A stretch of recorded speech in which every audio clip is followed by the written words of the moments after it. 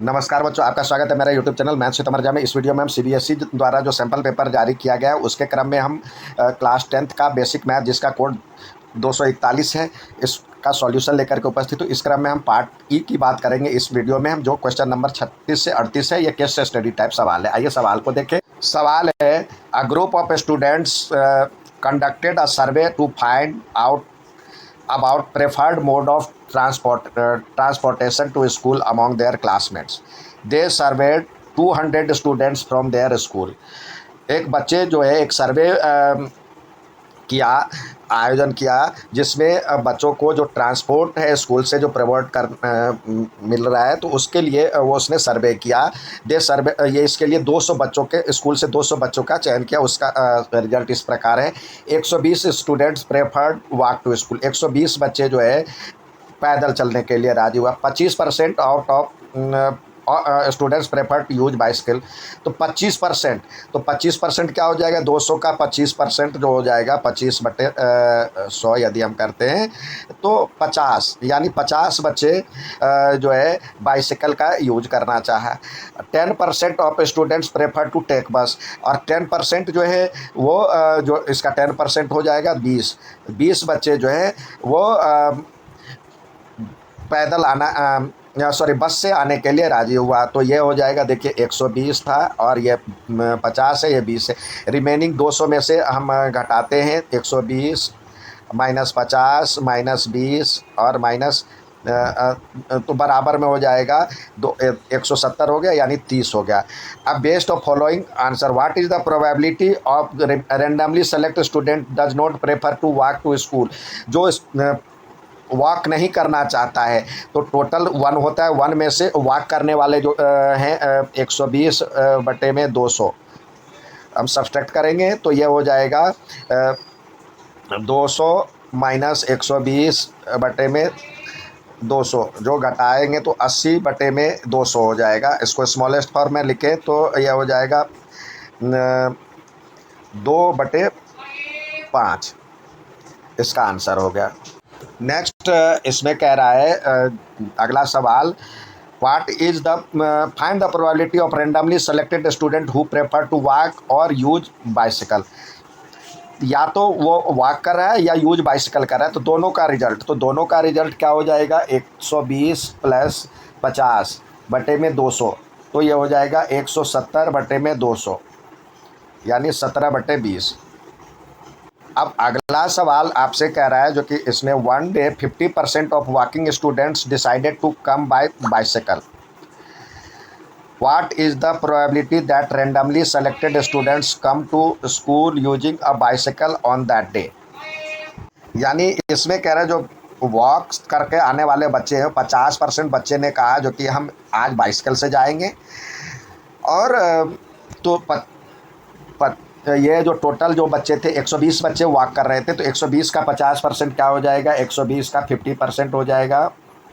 जब हम करेंगे तो ये हो जाएगा 60 बच्चे जो है बाइसिकल वॉकिंग वाला बाइसिकल से आएगा, और पहले बाइसिकल से जो आ रहे थे वो 50 बच्चे तो ऑलरेडी आ रहे थे।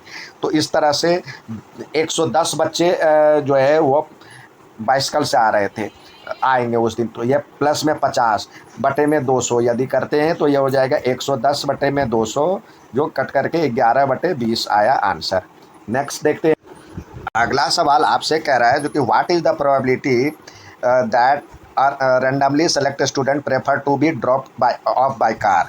तो कितने बच्चे जो है कार से आ रहे थे, तो हमने यहाँ पे निकाल लिया था कार से आने वाले बच्चे जो थे, सॉरी यहाँ पे जो हमने निकाला था वो गलत था। यहाँ पे 120 50 70 20 ये हो जाएगा 190। तो ये 10 बच्चे बचे हुए थे जो कि कार से आ रहे थे, तो 10 से हम डिवाइड करेंगे, मतलब 10 बटे में 200, तो इस तरह से हो जाएगा 1/20 इसका आंसर हो जाएगा। नेक्स्ट सवाल देखते हैं। अगला सवाल कह रहा है, Radha as an aspiring landscape designer is tasked with creating a visually captivating of wool design that incorporates a unique arrangement of fountains that challenge entire arranging the fountains in such a way that when water is thrown upward it forms the shape of parabola. The graph of one parabola is given below. इसमें कह रहा है राधा एक महत्वाकांक्षी landscape designer है, उसको एक आकर्षण पुल डिजाइन करने का काम मिला जिसमें फव्वारे की अनूठी व्यवस्था शामिल है। चुनौती में फव्वारे को इस तरह से व्यवस्थित करना था कि जब पानी ऊपर की ओर फेंका जाए तो एक पैराबोला परवलय के आकार का इसमें डिजाइन बन जाए। और जैसा कि ग्राफ में दिखाया गया है, इसके आधार पर आपको सवाल कह रहा देने के लिए, तो the height of each fountain road above water level is 10 centimetre and the equation of downward facing parabola representing the water fountain in given by this based on information answer the following. ये नीचे की तरफ जा रहा है, उसका ये है। और आपको कह रहा है जो कि ऊंचाई 10 मीटर तक है। तो इस तरह से कह रहा है find the zeros of polynomial P x each graph. तो जीरोज कहाँ पे है, 1 पे है और 1 4 पे है, तो ये 0 हो जाएगा 1 and 4। Find the value of x which water attend maximum height. तो ये ग्राफ से ही देख के पता चलता है जो कि ये जो है मैक्सिमम हाइट जब ले रहा है तो उसकी जो है वैल्यू कहाँ है। तो ये x का वैल्यू जो होता है होगा, ये यहाँ पे देखिए x का वैल्यू जो होगा ये हो जाएगा 2.5 या 5/2। नेक्स्ट सवाल इसमें दिया हुआ है।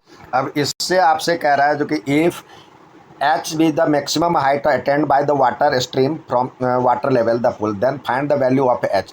मैक्सिमम स्ट्रीम है तो height equation of the downward facing parabola represent the water fountain in giving. तो इस तरह से आपने x का वैल्यू जो मैक्सिमम हाइट पे निकाला था वो 5/2 निकाला था। तो ये रख करके देखिए इसमें आएगा 5/2 का स्क्वायर और प्लस 5 इंटू 5/2 और -4। तो इस तरह से ये हो जाएगा 25/4 और प्लस में 25/2 और -4। जब एलसीएम लेंगे तो ये हो जाएगा 4 - 25 और प्लस 50 और -16। तो इस तरह से 9/4 आएगा, जो वैल्यू आएगा 2.25 होता है ये मीटर। और इसमें मैक्सिमम हाइट जब लाता है तो वाटर का लेवल जो होता है 10 सेंटीमीटर हो जाता है। तो मैक्सिमम हाइट ऑफ फाउंटेन यानी h बराबर में हो जाएगा 10 + 2.0 ये मीटर में निकला था तो ये सेंटीमीटर को 0.210 लिखेंगे और 25 था, तो इस तरह से हो जाएगा 2.35 सेंटीमीटर। ये मैक्सिमम हाइट हो गया। इसी में कह रहा है at what point on X axis the height of water above X axis is 2 metre. जब इक्वेशन ये जो था वो 2 कर दिया जाए तो क्या हो जाएगा, -x² और प्लस 5x - 4 = 2 हो जाए तो क्या हो जाएगा। सारे को उधर ले जाए तो ये हो जाएगा 0 बराबर में 2 + x² - 5x और -4 जो था वो प्लस में बदल जाएगा। तो इस तरह से इक्वेशन हो जाएगा x² - 5x + 6 = 0। अब हम जब इसका x की वैल्यू निकालेंगे तो x - 6 और x + 1 हो जाएगा। सॉरी ये नहीं होगा, x² - 3x - 2x + 6 = 0 हो जाएगा। x - 3 और x - 2 हो जाएगा 0। तो x की वैल्यू 3 और 2 हो जाएगा, ये दोनों हो जाएगा आंसर। तो x की वैल्यू हो जाएगा तो उसका कोऑर्डिनेट आप निकालेंगे किस पॉइंट पे कह रहा है। तो x की वैल्यू 3 और 0 और 2 और 0 दोनों होगा। नेक्स्ट सवाल देखते हैं। कह रहा है जो कि अगला, Rinku was very happy to receive fancy jumbo pencil from his best friend Rohan on birthday. Pencil is a basic writing tools when separated in shape is a combination of cylinder and cone given by picture. यानी कोन और cylinder की तरह cylindrical pencil with conical head is common shaped with worldwide since age commonly pencil are made of wood and plastic, but we should promote pencil made of eco-friendly material. तो ये इसके बारे में describe कर रहा है. The dimension of Rinku's pencil was given as follows. Length of cylindrical, यानी इस तरह से सिलिंड्रिकल के ऊपर कौन है तो सिलिंड्रिकल पार्ट का आपको दिया हुआ है, इसका लेंथ दिया हुआ है 21 सेंटीमीटर और डायमीटर दिया हुआ है 1 centimetre. Height of conical portion, ये इसका हाइट दिया हुआ है 1.2 सेंटीमीटर और रेडियस तो वही होगा. Find the height of sharpened part, यानी कॉनिकल पार्ट का आपको स्लैंट हाइट निकालना है. तो स्लैंट हाइट के लिए क्या हो जाएगा, ये आप देखिए ये कौन है, कौन का स्लैंट हाइट क्या होता है,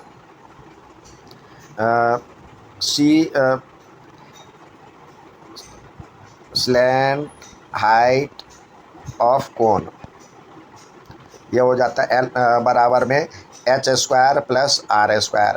तो h जो है 1.2 दिया हुआ है, तो ये हो जाएगा 1.2 का स्क्वायर और प्लस में r जो है एक था, एक का आधा करेंगे तो 0.5 का स्क्वायर.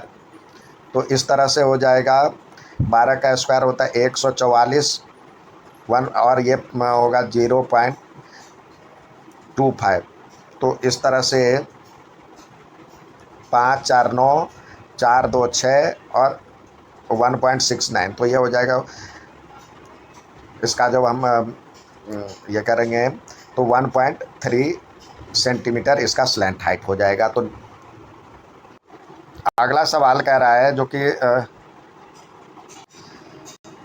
इसमें find the curve surface area of sharpened part. तो शार्पेंड पार्ट का जो यानी कॉनिकल पार्ट का आपको कर्व सरफेस एरिया यानी CSA ऑफ कोन आप जानते हैं क्या होता है, πr/l होता है. तो पाई की वैल्यू तो आपको नहीं दिया हुआ है, तो 22 यहाँ पे पाई की वैल्यू नहीं दिया हुआ है, तो पाई में भी आप आंसर छोड़ सकते हैं इसका.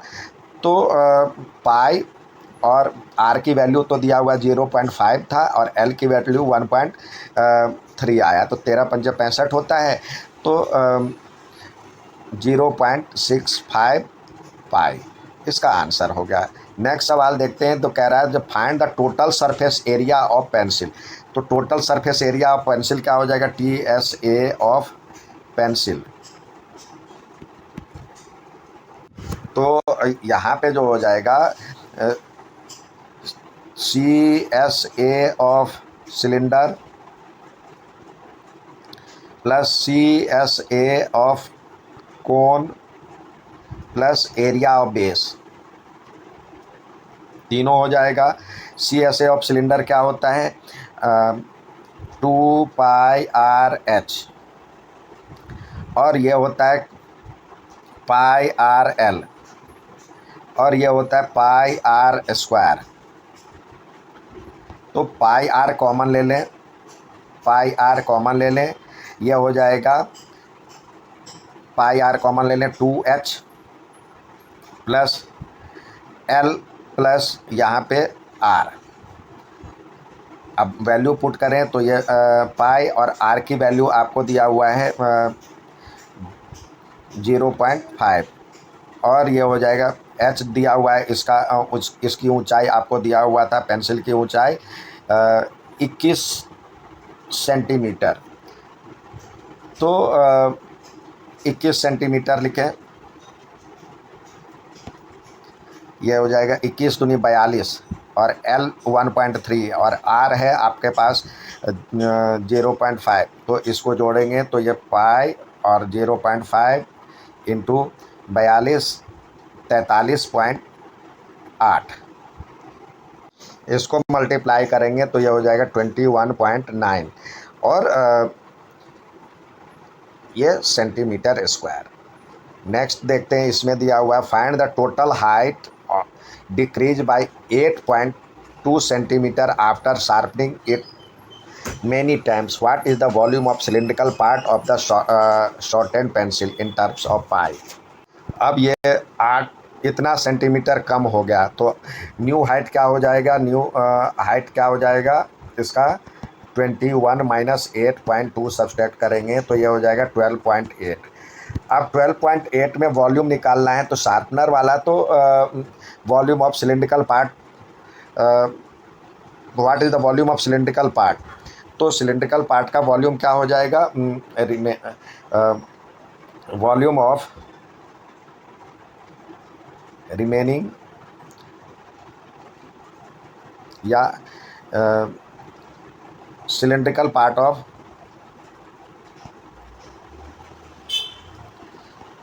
शॉर्टेंड पेंसिल, ये जो लिखा हुआ है तो उसको हम वॉल्यूम निकालेंगे जब, तो क्या होता है वॉल्यूम पाई आर स्क्वायर और एच, तो 22/7 और आर की वैल्यू सॉरी पाई की वैल्यू पाई में ही निकालने के लिए कह रहा है तो यहाँ पे पाई और आर जो हो जाएगा 0.5 इंटू 0.5 और एच जो हो जाएगा 12.8 है।